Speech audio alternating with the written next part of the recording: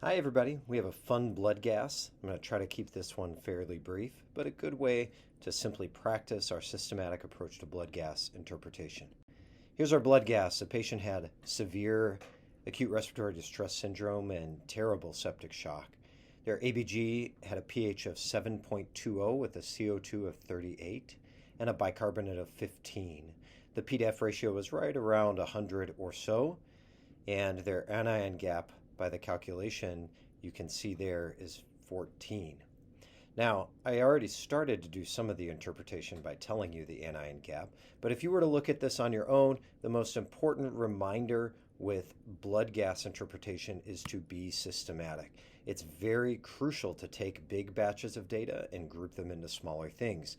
My systematic approach to blood gas interpretation is to start with the pH, then figure out what is the primary cause of that, the secondary cause or compensation, and then I always remember to do the anion gap. If you can't remember or tend to forget the anion gap, move the anion gap to be calculated right after your primary disorder, just so you don't forget. If you have an anion gap acidosis, you need to do your delta gap or delta ratio. You can review a more complete discussion of blood gas interpretation on the link here, and it's on my channel just called Blood Gas Interpretation with Critical Consult. All right, so let's work it out. First, the pH is 7.20. We have a patient with acidosis. If we look at the CO2 and the bicarbonate, we see that the bicarb is low and the CO2 is pretty close to normal. So here we have a primary metabolic acidosis.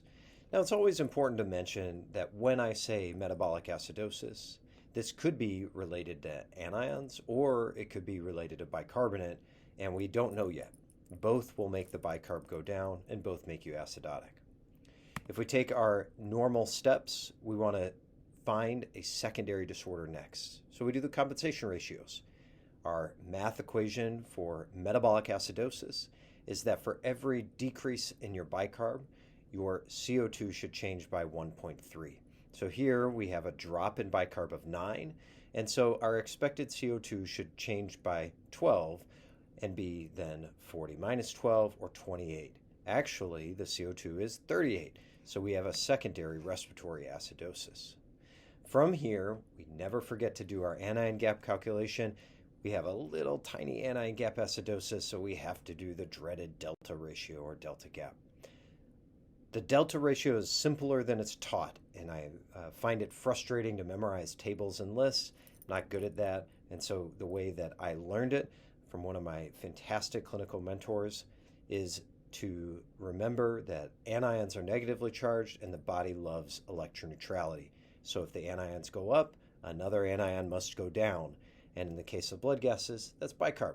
So if you have an anion that goes up, the bicarb should go down, and the ratio then is 1 to 1. So for every anion that goes up above 12, the bicarb should go down by an equal amount.